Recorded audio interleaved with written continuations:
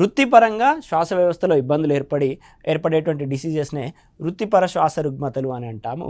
ఇప్పుడు ఆస్బెస్టాసిస్ అనేటువంటిది ఒక డిసీజ్. ఆస్బెస్టాసిస్ అనేటువంటిది ఒక శ్వాస వ్యవస్థకు సంబంధించినటువంటి డిసీజు.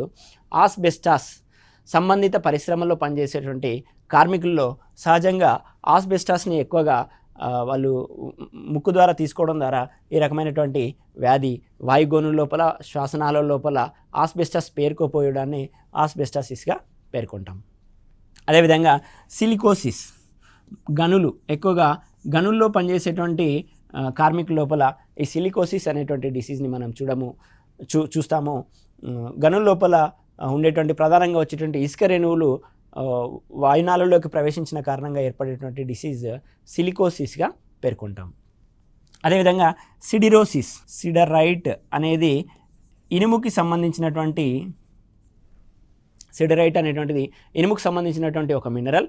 ఈ సిడరైట్ని అధికంగా పీల్చడం మూలంగా ఏర్పడేటువంటిదే సిడిరోసిస్ అనేటువంటి శ్వాస వ్యవస్థకు సంబంధించినటువంటి వ్యాధి.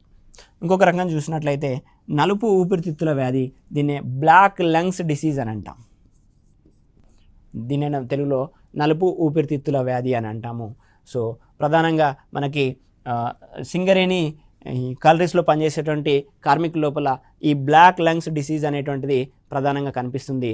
కారణం ఏంటి అని అంటే వాళ్ళు కోల్ ఏదైతే బ్లాక్ కలర్లో ఉంటుందో ఈ కోల్ యొక్క రేణువులు అనేటువంటివి రేణువులను పీల్చుకోవడం, బొగ్గు రేణువులని పీల్చుకున్న కారణంగా శ్వాసనాళాల లోపల అవి పేరుకుపోయి వాళ్ళకి ఏర్పడేటువంటి డిసీజ్నే బ్లాక్ లంగ్స్ డిసీజ్ అని అంటాము. దీని లోపల ఊపిరితిత్తులన్నీ కూడా నల్లగా మారిపోయేటువంటి అవకాశం ఉంటుంది. సేమ్ అదేవిధంగా మనము ధూమపానం అధికంగా చేసినట్లయితే పొగాకు తదితర రేణువులు అనేటువంటివి పొగ రూపంలో సూక్ష్మమైనటువంటి రేణువులన్నీ కూడా ఊపిరితిత్తుల నిండుకుపోయి ఫ్లూరా త్వచాలు అనేటువంటివి వాటి సామర్థ్యానికి తగ్గిపోతూ ఉంటాయి. వాటి సామర్థ్యాన్ని పూర్తిగా నిర్వహించలేని పరిస్థితి వస్తుంది. ఆ ధూమపానం కూడా మనకి ఈ రకమైనటువంటి డిసీజ్నే కలుగజేస్తుంది.